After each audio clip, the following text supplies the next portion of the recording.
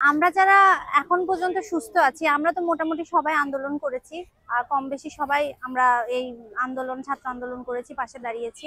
এর ভিতরে অনেক ছাত্র আছে যারা গুলিবিদ্ধ হয়েছে, আবার এমন হয়েছে কেউ মারাও গিয়েছে, শহীদ হয়েছে। আবার এমন হয়েছে যে মানে মৃত্যুর সাথে পাঞ্জা লড়ছে। তাদের দুরবস্থা এতটাই সংকটাপূর্ণ যে আমাদের অবশ্যই পাশে দাঁড়ানো উচিত তাদের। এখন আমরা চেষ্টায় আছি তাদের পাশে দাঁড়াবো, আর আমরা যারা সুস্থ আছি তাদের স্মরণে কিছু চিত্রকর্ম করছি।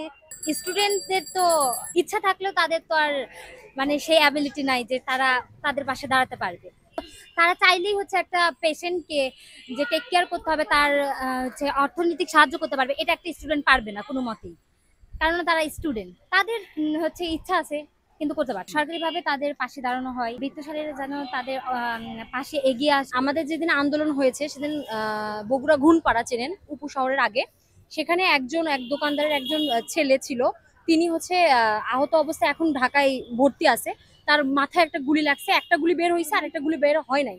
তার জন্য অনেক মোটা অঙ্কের অর্থর প্রয়োজন ছিল। আমাদের একটা সাদি, আমার ভার্সিটির আপু, সিনিয়র আপু, উনি আমাকে জানিয়েছিল। কিন্তু আমি যতটুকু পারছি আমি সহায়তা করছি। কিভাবে? আমার তথ্যটা আমি ছড়িয়ে দিয়েছি আমার প্রতিবেশী, আমার শিক্ষার্থী এবং আমার ফ্রেন্ডসদের কাছে আমি তথ্য ছড়িয়ে দেওয়ার ফলে হয়েছে কি, তারা যেটা পারছে তাদের সামর্থ্য অনুযায়ী সেটা পৌঁছেই দিছে। তো এইরকম ভাবে যদি আর সবার প্রতিবেশী বা সবার রিলেটিভস সবাইকে যদি ছড়িয়ে দেয়, তাহলে ইনশাল্লাহ দেখা যাবে কারোই এই সমস্যাটা থাকবে না। তাদের জন্য আমরা এই যে এই স্বাধীনতা উপভোগ করতে পারছি এবং তাদের স্মৃতিতেই আমরা এটা করছি। আমরা সবাই তাদের পাশে দাঁড়াবো ইনশাল্লাহ। সবাইকে আহ্বান করছি সবাই যেন তাদের পাশে দাঁড়ায়। আমরা তাদেরকে সুস্থ অবশ্যই দেখতে চাই এবং আমরা একসাথে উপভোগ করতে চাই।